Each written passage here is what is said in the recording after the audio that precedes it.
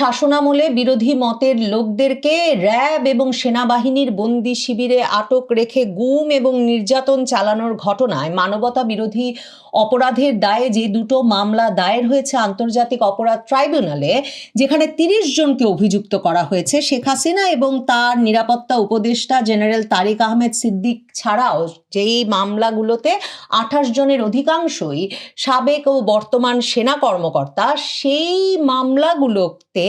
গ্রেফতারি পরোয়ানা জারির পর এখন 12টি দফতরে সেই গ্রেফতারি পরোয়ানা পাঠিয়ে দেওয়া হয়েছে। জেনারেল পর্যায়ের এই শীর্ষ সেনা কর্মকর্তাদের বিরুদ্ধে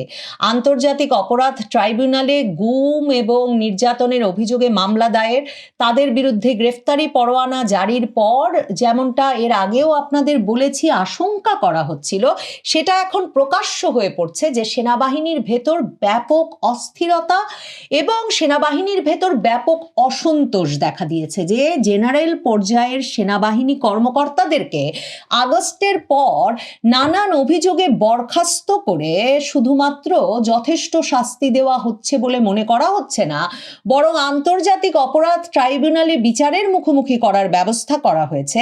সেটাতে সেনাবাহিনীর ভেতর একেবারে বড় ধরনের ক্ষোভ সৃষ্টি হয়েছে বলে এখন পিনাকি ভট্টাচার্য ফেসবুকে স্ট্যাটাস দিয়ে প্রধান উপদেষ্টার প্রতি আহ্বান জানাচ্ছেন যাতে তিনি জরুরি ভিত্তিতে দেশবাসীকে সেনাবাহিনীর ভেতরে অস্থিরতার বিপদ সম্পর্কে অবহিত করেন। আপনারা জানেন পিনাকি ভট্টাচার্য, ইলিয়াস হোসেন, কনক সারোয়ার সহ সাবেক সেনা কর্মকর্তাদের একটা বিরাট অংশ সামাজিক যোগাযোগ মাধ্যমে আগস্টের পর থেকেই বড় ধরনের একটা অ্যাক্টিভিজম আন্দোলন চালিয়ে আসছিলেন যাতে শেখ হাসিনার আমলের আয়নাঘর পরিচালনা, বন্দি শিবির পরিচালনা, গুম করার জন্য দায়ী চিহ্নিত করে বিশেষ করে ডিজিএফআই এর কর্মকর্তারা সহ সাবেক সেনা কর্মকর্তাদের ওপর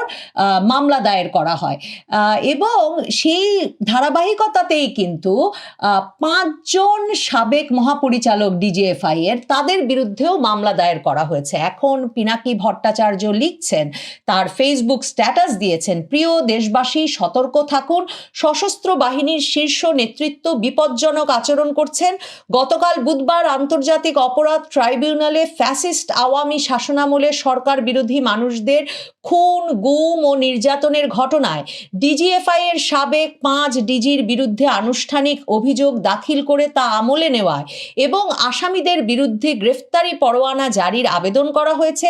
জেনারেল পর্যায়ের শীর্ষ অফিসারদের বিরুদ্ধে মামলা করায় এতে সশস্ত্র বাহিনীর জেনারেলরা খুবই গোস্বা করেছে।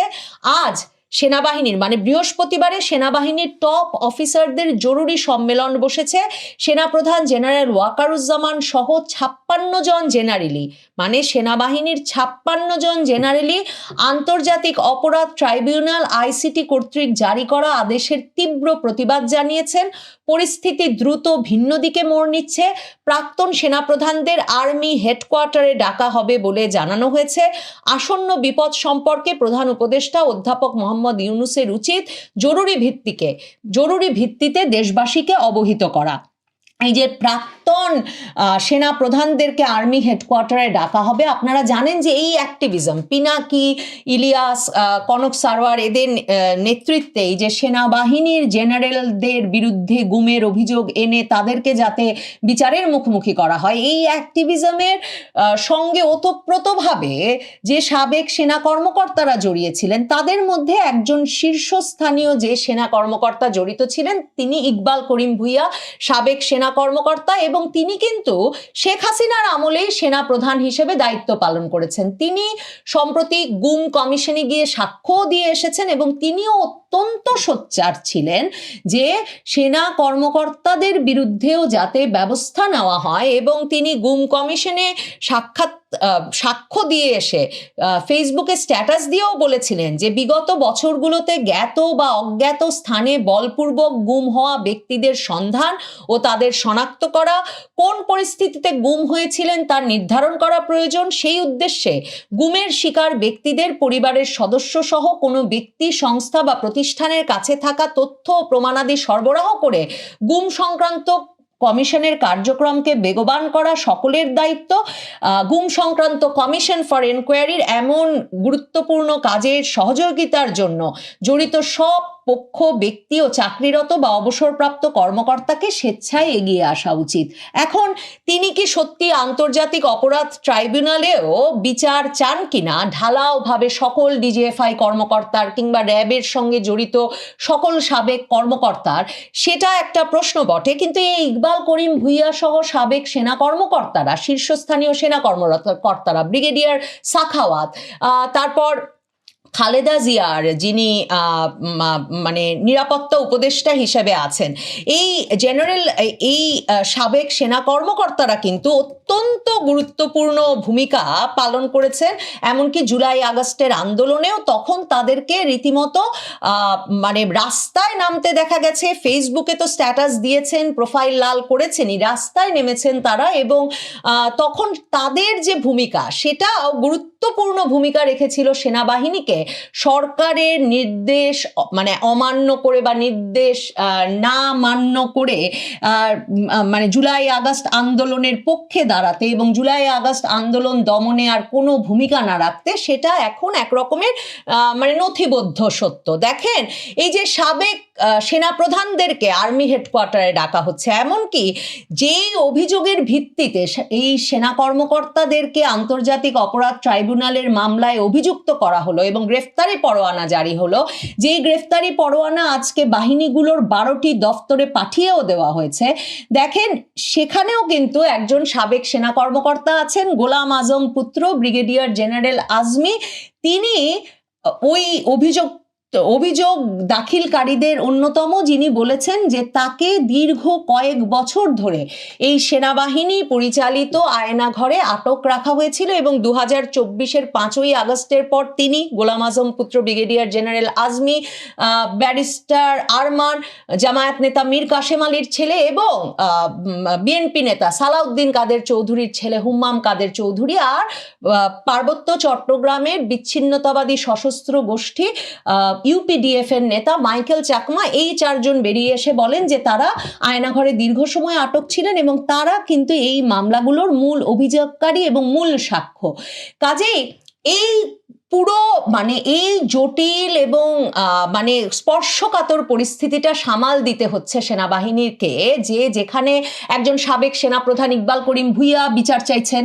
যিনি নিজেও শেখ হাসিনার শাসনামলে সেনাপ্রধান ছিলেন, যেখানে ব্রিগেডিয়ার জেনারেল মানে জেনারেল পর্যায়ের একজন সেনা কর্মকর্তা নিজে বলছেন যে তিনি আয়নাঘরে বন্দি দশায় ছিলেন, নির্যাতনের শিকার হয়েছেন, তিনি বিচার চাইছেন। আবার যারা এখন জেনারেল পদমর্যাদায় আছেন, তারা মনে করছেন যে সেনা কর্মকর্তাদেরকে এই যে আন্তর্জাতিক অপরাধ ট্রাইব্যুনালে যারা বেসামরিক সরকারের নির্দেশনায় কাজ করছিল সংস্থাগুলো, সেই কারণে দায়ী করে সেনাবাহিনীর শীর্ষ কর্মকর্তাদেরকে আদালতে বিচারের মুখোমুখি করা আর গ্রেফতারি পরোয়ানা জারি করা একটা দীর্ঘ সময় ধরে সেনাবাহিনীর সঙ্গে নির্বাহী বিভাগের সম্পর্কটাকে জটিল করে তুলবে, সেনাবাহিনীর সঙ্গে আস্থার সম্পর্ক চিরতরে শেষ করবে এবং সেনাবাহিনীর জুনিয়র অফিসাররা আসলে মানে এর ফলে সেনাবাহিনীর শৃঙ্খলা নষ্ট হবে। এবং যে কারণে সেপ্টেম্বরের শেষে এক স্টাডি পিরিয়ডে গিয়ে ওয়াকারুজ্জামান জুনিয়র অফিসারদের বলেন যে আমি দাঁড়ে দাঁড়ে ঘুরেছি, প্রত্যেকটা জায়গায় গিয়েছি যাতে জেনারেলদেরকে এই বিচারের মুখোমুখি হতে না হয়। মানে আমার সেনাবাহিনীর ব্রাদার জেনারেলরা প্রিজন ভ্যানে করে বিচারের জন্য যাচ্ছেন, এই দৃশ্য কথা ভাবলে এই ওয়াকারুজ্জামান অত্যন্ত বিমর্ষ হয়ে পড়েন এবং তিনি ভাবতেই পারেন না। এই কথা বলে তিনি কিন্তু স্টাডি পিরিয়ডে বলেছেন যে তিনি এরপর নির্বাচিত সরকারের কাছেও যাবেন যাতে এই বিচার থেকে তিনি সেনা কর্মকর্তাদের জন্য দায় মুক্তি বা ইনডেমনিটি নিয়ে আসতে পারেন। এবং সেপ্টেম্বরের শুরুতে তিনি সর্বশেষ আবারও প্রেসিডেন্টের কাছে গিয়েছিলেন, প্রধান উপদেষ্টার কাছে গিয়েছিলেন এবং তার প্রত্যাশা ছিল যে এই মামলাটা মানে দায়ের করতে, অভিযোগ দাখিল করতে, গ্রেফতারি পরোয়ানা জারি করতে কিছুদিন অপেক্ষা করা হবে এবং আরো ভাবা হবে। কিন্তু শেষ পর্যন্ত শীর্ষস্থানীয় সেনা কর্মকর্তা মানে জেনারেলদের বিরুদ্ধে এই মামলাটি হয়ে গেছে, গ্রেফতারি পরোয়ানা জারি করা হয়েছে এবং এখন বর্তমান যে সেনা কর্মকর্তারা আছেন শীর্ষস্থানীয় 56 জন যে জেনারেল আছেন, তারা মনে করছেন এমন একটা পরিস্থিতিতে সেনাবাহিনীর শীর্ষ কর্মকর্তাদেরকে ফেলা হলে তাদের পক্ষে সেনাবাহিনীর ভেতরের যে শৃঙ্খলা, তাদের কমান্ড রক্ষা, তাদের সম্মান রক্ষা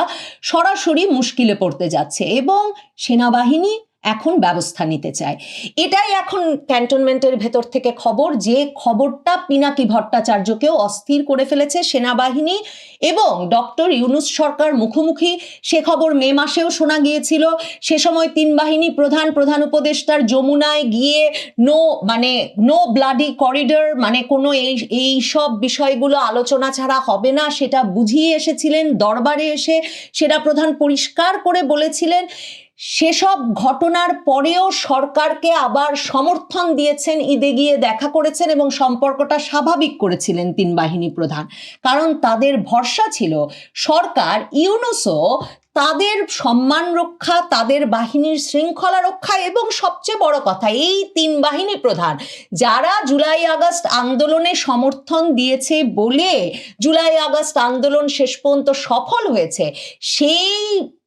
তিন বাহিনী প্রধানের কমান্ড বজায় রাখা, এই তিন বাহিনীর ভেতরের সেনাবাহিনী বিশেষ করে ভেতরে যে কমান্ড স্ট্রাকচার আছে, তাদের প্রত্যেকে যদি এই আন্দোলনটিকে সমর্থন না দিত, তাহলে যে এই আন্দোলনটি সফল হতো না শেষ পর্যন্ত এবং এই ইউনূস সরকার গঠন করে টিকতে পারতো না, সেই স্বীকৃতিটুকু এবং সেই সমর্থনটা মিলবে এখন সেনাবাহিনীর 56 জন জেনারেলের। সেই আস্থা, সেই বিশ্বাস চলে গেছে। তারা এখন আবার জুলাইয়ে আগস্টে তারা যেমন রাজপথে থাকা, ফেসবুকে অ্যাক্টিভিজম করা সাবেক সেনাপ্রধানদেরকে ডেকেছিলেন, এখন নাকি আবার তারা আর্মি হেডকোয়ার্টারে ডাকছেন, পিনাকি ভট্টাচার্য সেটা বলছেন। কিন্তু সেনাবাহিনীর ভেতরকার জেনারেলদের মনোভাব অত্যন্ত বিরূপ বর্তমান সরকারের ওপর এবং সেনাবাহিনী এবং সরকার মুখোমুখি, সে বিষয়ে এই মুহূর্তে আর কোনো সন্দেহ নাই। দেখেন, এই যে হামিদুল হক ডিজিএফআই এর যে সর্বশেষ ডিজি ছিলেন, তার বিষয়ে এমনকি বণিক বার্তা একটা লেখা ছাপে যেখানে তারা সরাসরি বলে যে মেজর জেনারেল হামিদুল হককে, যিনি সেপ্টেম্বরে যাকে বাধ্যতামূলক অবসরে পাঠালো সেনাবাহিনী, ডিজিএফআই এর চাকরিচ্যুত করে বাধ্যতামূলক ভাবে তাকে কাজ থেকে, দায়িত্ব থেকে সরিয়ে দেওয়া হলো, তো সেই হামিদুল হক সম্পর্কে বণিক বার্তা কিন্তু আগস্ট মাসের 1 তারিখে লেখে যে নিরাপত্তা ও রাজনৈতিক সূত্রগুলোর বরাতে জানা যায় ডিজিএফআই এর ডিজি থাকার সুবাদে মেজর জেনারেল অবসরপ্রাপ্ত হামিদুল হকের সঙ্গে রাজনৈতিক মহল, বিশেষ করে জামায়াতে ইসলামীর একটা অংশের ঘনিষ্ঠ যোগাযোগ ছিল। ছাত্র জনতার অভ্যুত্থান চলাকালে সেনাবাহিনীকে নিউট্রালাইজ রাখা বা অভ্যুত্থানের বিপক্ষে সক্রিয় না করার বিষয়েও জামাতের একটি অংশের সঙ্গে অনানুষ্ঠানিক যোগাযোগ ছিল হামিদুল হকের। বিভিন্ন সূত্র কিন্তু বলে এই ছাত্র নেতাদের কয়েকজন কিন্তু ডিজিএফআই এর নিরাপদ আশ্রয়ে এবং ডিজিএফআই এর গাড়ি করে সারা ঢাকা শহর ঘুরে বেড়াচ্ছিলেন যখন তাদের নিরাপদ আশ্রয় অত্যন্ত গুরুত্বপূর্ণ ছিল। এবং বণিক বার্তা এই আগস্ট মাসের 1 তারিখের,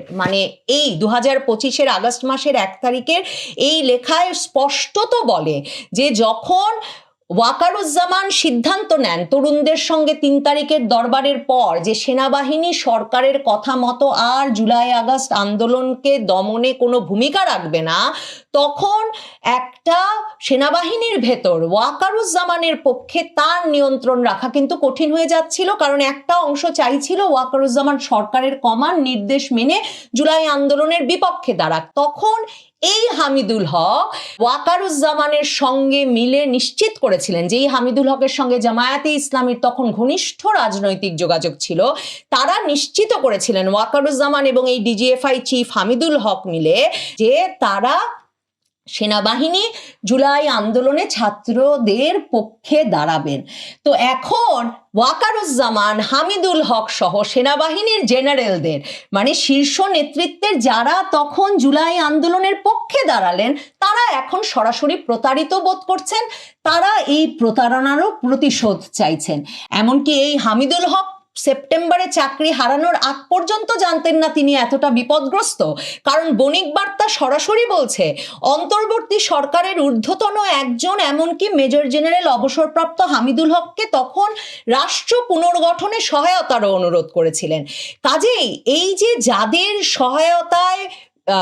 ছাত্র জনতার অভ্যুত্থানকে সফল করা হলো এবং শেখ হাসিনার পতন ঘটানো হলো, তারা যারা সেনাবাহিনীকে সেই সময় নিষ্ক্রিয় রাখলেন, মার্চ টু ঢাকা কর্মসূচিকে সফল করলেন সেনাবাহিনীর নিয়ন্ত্রিত বিভিন্ন পয়েন্টগুলো খুলে দিয়ে, তাদের কথা যে এখন কর্ণপাত করছে না সরকার বা ইউনূস, সেটা ওয়াকারুজ্জামান সহ সেনা শীর্ষ নেতৃত্ব ভালো চোখে দেখছেন না। সেনাবাহিনীতে জেনারেলরা ক্ষেপে উঠেছেন, তারা একটা ব্যবস্থা গ্রহণ করতে চান ইউনূস সরকারের বিরুদ্ধে। পিনাকি ভট্টাচার্য বলছেন বটে যে প্রধান উপদেষ্টার সকলকে সাবধান করা উচিত এখনই, তবে আসন্ন বিপদ সম্পর্কে প্রধান উপদেষ্টা কি সত্যি সাবধান করার সময় পাবেন কিনা সেই সিদ্ধান্ত আসলে আজকে আর্মি হেডকোয়ার্টারে বসে নিচ্ছেন এই জেনারেলেরাই।